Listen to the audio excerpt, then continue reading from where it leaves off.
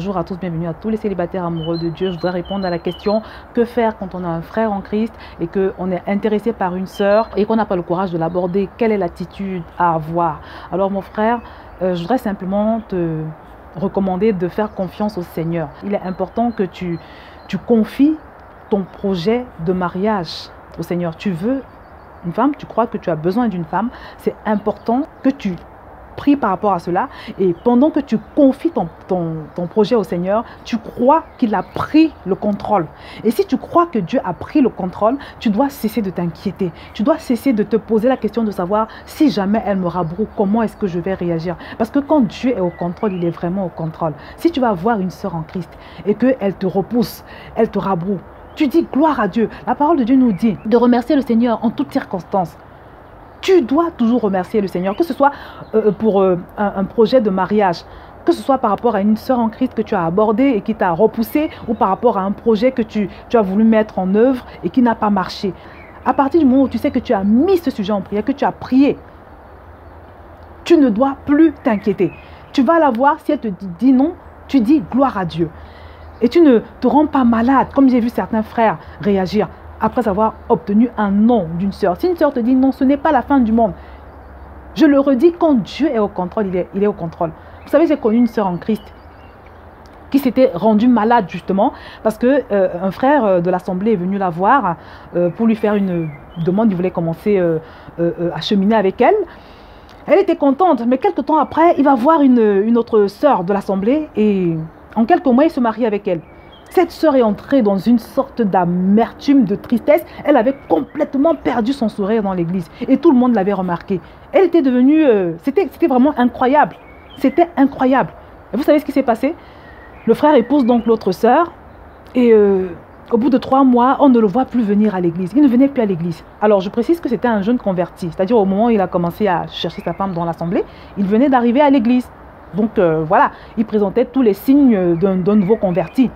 Mais le fait est que quand il s'est marié avec cette autre fille, on s'est rendu compte qu'il ne s'était jamais vraiment converti. Soit il avait fait semblant, soit c'était une fausse conversion, soit c'était une conversion émotionnelle. Mais toujours est-il que 3 mois après son mariage, il ne venait plus à l'église. Et après son mariage, a commencé à sérieusement battre de l'aile. C'était beaucoup de problèmes, de lutte avec son épouse. Ça n'allait pas du tout dans leur foyer. Et pour couper court, au bout d'une année, ils avaient divorcé. Et cet homme est retourné dans le monde aussi rapidement qu'il était arrivé dans l'église. Et je vous assure que quand il s'est séparé de son épouse, de la sœur en Christ, tout le monde dans l'église a commencé à louer Dieu pour la vie de cette sœur qui avait été délaissée, pour cette sœur qui avait été abandonnée. On a compris qu'en fait, Dieu l'avait préservée, Dieu l'avait protégée. Et je voudrais te dire, mon frère, ma sœur, que quand le Seigneur, que tu as prié, que tu as invoqué, tu lui as dit de mettre sa main sur ta vie sentimentale.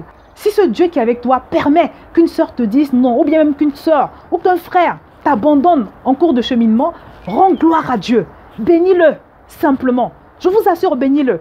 La plupart du temps, si tu as vraiment confié ce dossier de mariage au Seigneur, quand ça se passe, comprends simplement que soit cette fille n'était pas pour toi, soit c'était pas une bonne fille. Ou alors, si tu es une sœur, comprends que soit cet homme n'était pas pour toi, ou alors c'était un faux type. Et souvent, c'est l'avenir qui nous le dit. Regarde par exemple ce qui s'est passé avec la sœur que je viens d'évoquer.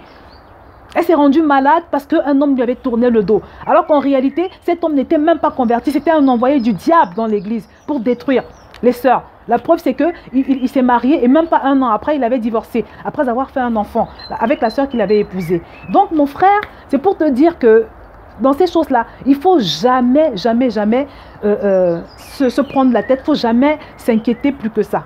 Si tu as repéré une sœur qui t'intéresse, va la voir, aborde-la. Et dis-toi que si elle te dit non, ce n'est pas grave.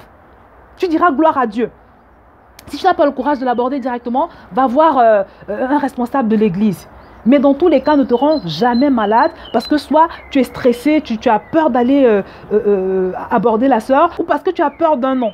Et je voudrais également évoquer le cas de ces frères qui sont convaincus, persuadés que le Seigneur leur a parlé. Si tu es convaincu, persuadé que le Seigneur t'a dit que cette fille est vraiment ta femme, si elle te dit non, persévère. Bon, c'est des choses également qu'on a vues. Dans mon cas, par exemple, quand mon mari est venu vers moi, je l'ai repoussé.